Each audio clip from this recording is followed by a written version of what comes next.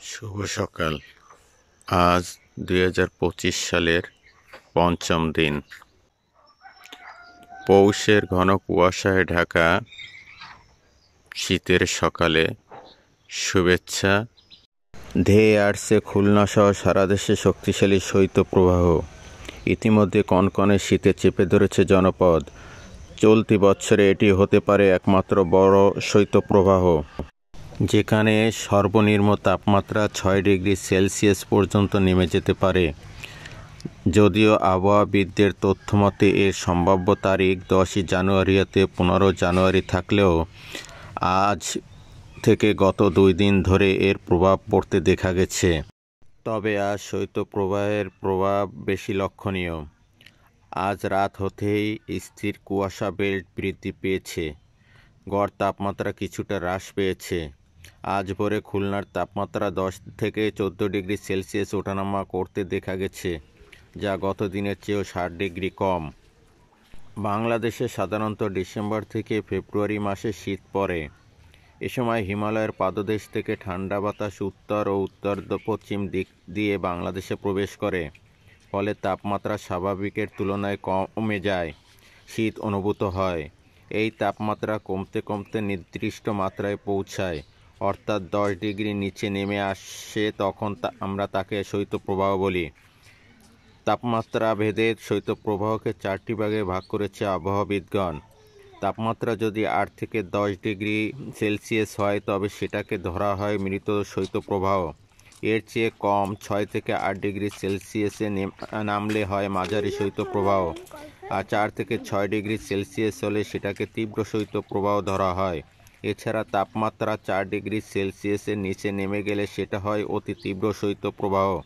তবে শৈত্যপ্রবাহ হিসাবে ধরতে হলে এই তাপমাত্রার স্থায়িত্বকাল অন্তত 3 দিন হতে হবে। বাংলাদেশের প্রেক্ষাপটে সাধারণত ডিসেম্বর থেকে শুরু করে জানুয়ারি এবং ফেব্রুয়ারির প্রথম সপ্তাহের মধ্যে শৈত্যপ্রবাহ দেখা যায়। একটা শৈত্যপ্রবাহ 8 থেকে 10 দিন বা 15 দিন পর্যন্ত হতে পারে বলে বাংলাদেশের আবহাওয়া অধিদপ্তর সূত্রে জানা যায়। শীতকালের আরেকটি বৈশিষ্ট্য হলো কুয়াশা। এ সময় কুয়াশার চাদরে চেপে ধরে জনপদ। তবে কুয়াশার সঙ্গে শৈত্যপ্রবাহের সরাসরি কোনো সম্পর্ক নেই বলে জানান আবহাওয়াবিদগণ। দিনের সর্বোচ্চ তাপমাত্রা আর সর্বনিম্ন তাপমাত্রার পার্থক্য কমে আসলে কুয়াশা সৃষ্টি হয় আর মানুষের শীত লাগে, কিন্তু সংজ্ঞা অনুসারে সেটাকে শৈত্যপ্রবাহ বলা যায় না। শীতকালে বিশেষ করে শৈত্যপ্রবাহের সময় ঠান্ডাজনিত বিভিন্ন রোগ দেখা যায়, ফলে হাসপাতালে শীতজনিত বিভিন্ন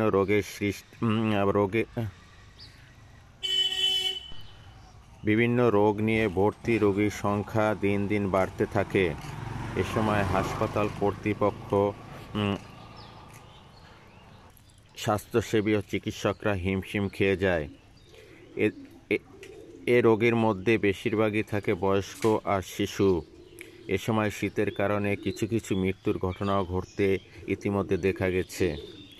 তাই ঠান্ডার হাত থেকে প্রয়োজনীয় পদক্ষেপ নেওয়া জরুরি। অনেক সময় শীত এর হাত থেকে বাঁচতে আগুন পোয়ানোর সময়ও দুর্ঘটনা ঘটে। সেক্ষেত্রে আগুন পোয়ালেও বিশেষ সতর্কতা নেওয়া অত্যন্ত জরুরি। এছাড়াও গরু, ছাগল এর মতো গবাদি পশু পাখি এ সময় ডায়রিয়া সহ নানা ধরনের রোগে আক্রান্ত হয়ে থাকে। সেক্ষেত্রে অসুস্থতার হাত থেকে বাঁচাতে চট দিয়ে তাদের গা মুড়িয়ে রাখা যেতে পারে। শীতের সময় সবজি উৎপাদন ভালো হলেও শৈত্যপ্রবাহের ফলে ফলনের উপর প্রভাব পড়তে পারে। এক্ষেত্রে কৃষিকাজের বাড়তি সতর্কতা নেওয়া অতি জরুরি। এছাড়াও এ সময় ঘন কুয়াশার কারণে পরিবহনে চলাচলের প্রভাব পড়ে এবং অনেক দুর্ঘটনাও ঘটে। তাই চলাচলের সময় কিছুটা বাড়তি সতর্কতা নেওয়া অত্যন্ত দরকার। বিশেষ করে এই সময় বৃদ্ধ ও শিশুদের প্রতি যত্নবান হতে হবে। প্রয়োজন ব্যতীত তাদেরকে ঘরের থেকে বাইরে বের না হওয়াই উত্তম। প্রয়োজনীয় শীতবস্ত্র দিয়ে তাদেরকে মুড়িয়ে রাখতে হবে। প্রিয় বন্ধুরা,